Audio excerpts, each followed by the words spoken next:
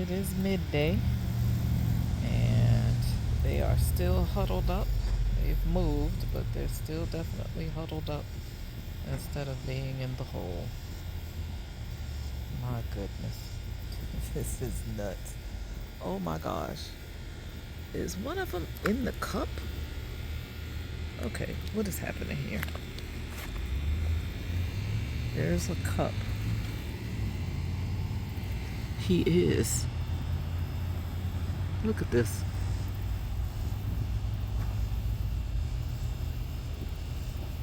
This is hilarious. He is literally in the cup for his shelter. That is crazy. These little jokers are too funny. But what are they doing? They're doing what animals do. They find shelter. So he's found shelter. This must be the eldest. The eldest said he needed some space. Give me my own space. So he left them.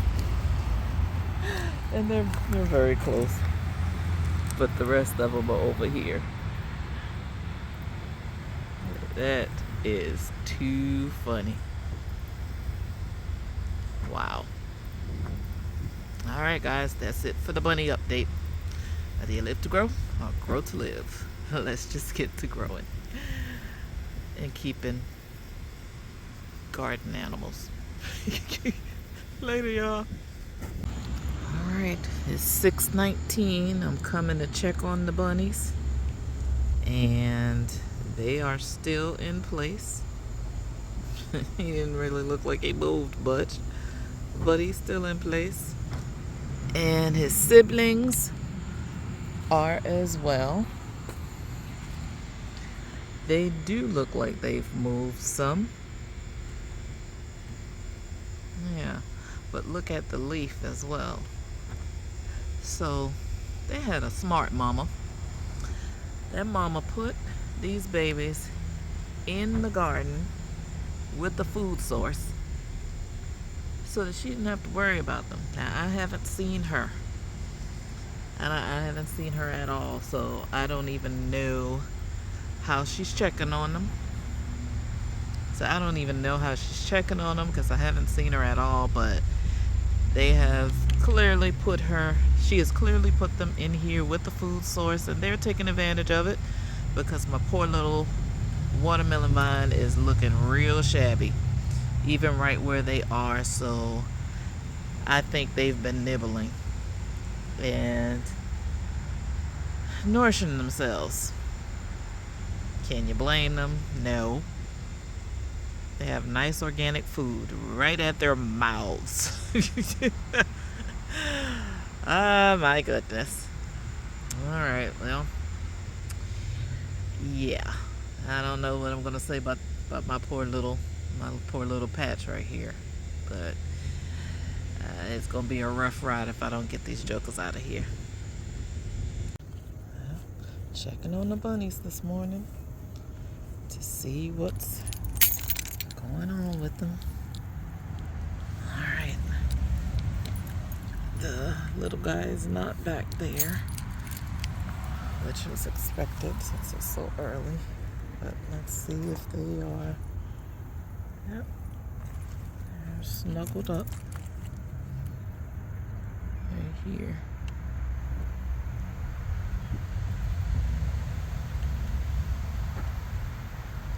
Yeah, so I still see 4, it looks like.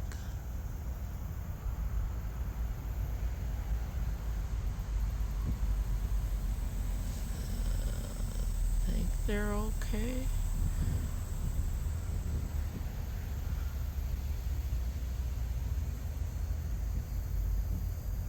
I don't know if one of them is moving though, making me a little nervous. The one right there. I don't know if that one's moving. I'm going to do a little test to see. That might be the one that's kind of like been out on its own. Looks like at least one of their eyes are open. The two, oh, there he goes. He's moving. Okay, so at least two of their eyes are open.